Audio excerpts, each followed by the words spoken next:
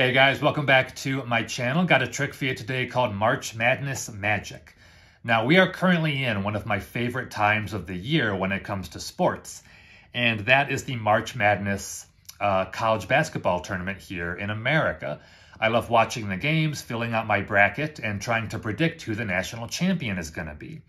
And that's what we're going to do for this video. We're going to have our very own mini college basketball tournament. We're going to narrow all these teams down to just one, all based on the spectators' free and random choices.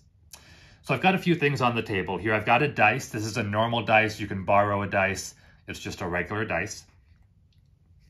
I've got 8 cards with different college basketball teams on them. We've got the Duke Blue Devils, Kansas Jayhawks, Kentucky Wildcats, 8 different college basketball teams here. And since we are having a tournament, we need to know what the rules are. So I've got a few cards here that say rules on them.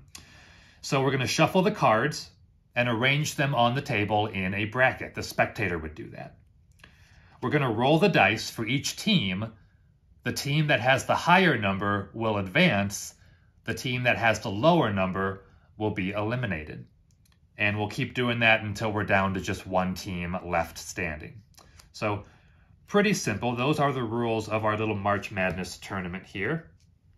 And so I would give these 8 cards to the spectator, let them mix them up, face up, however they want. Mix these cards up. When they're done, lay them out, 4 on this side and 4 on this side. And they can lay these out however they want. So let's say they do something like this. Now, if you look, what we've kind of created here is a little 8-team tournament. And so I'm going to hand the dice to the spectator, let them roll the dice for each team. We'll go 2 at a time. And as the rules said, the higher number will stay, the lower number we'll get rid of. So for example, we've got Indiana and North Carolina up here. Spectator, let's say for Indiana, rolls a 4. For North Carolina, a 6. So North Carolina has the higher number, so we'll get rid of Indiana.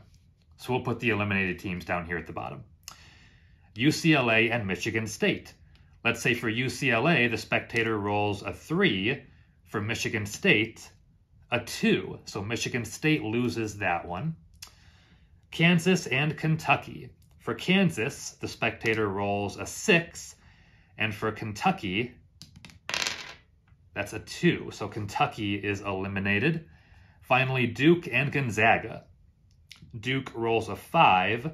Gonzaga rolls a 1, so Gonzaga is gone. Now at this point, we are down to the Final Four, as they call it. North Carolina and UCLA. Let's say the spectator for North Carolina rolls a 3. For UCLA, a 5, so UCLA wins that one. Kansas and Duke. For Kansas, the spectator rolls a 4. For Duke, a 2, so Duke is gone. Again, the spectator is doing all the dice rolling here. So that leaves us with our final 2, UCLA and Kansas. So the spectator is going to roll the dice one final time. For UCLA, they roll a 6, and for Kansas needs a 6 here, a 6. So that's a tie, so we'll do it one more time. UCLA rolls a 1, Kansas rolls a 6. So Kansas wins that one. We'll get rid of UCLA. And after all that, our final team standing is the Kansas Jayhawks. Now keep in mind, if you had shuffled the cards differently, laid them out differently, obviously rolled the dice differently, we would have ended up on any of the other teams besides the Kansas Jayhawks. But as the rules said, we shuffled the cards, the spectator did, laid them out, rolled the dice for each team 2 at a time, and kept going until one team is left standing, the winner, in this case, the Kansas Jayhawks. Now, you've probably noticed that we've never seen the backs of any of these cards, and there's a reason for that. You see, the backs of all of these cards, the other 7 teams that didn't win, they are all blue, every single one. But I knew before we even started, despite all the random decisions that you got to make, I knew at the very beginning that the Kansas Jayhawks would be our national champions. So that is the effect, you guys. It's called March Madness Magic. This, I think, is a fun one to show somebody if they love sports, if they love college basketball. I think they'd have a lot of fun with this one. So as always, guys, I appreciate you watching. Have a wonderful rest of your day, and I'll see you next time.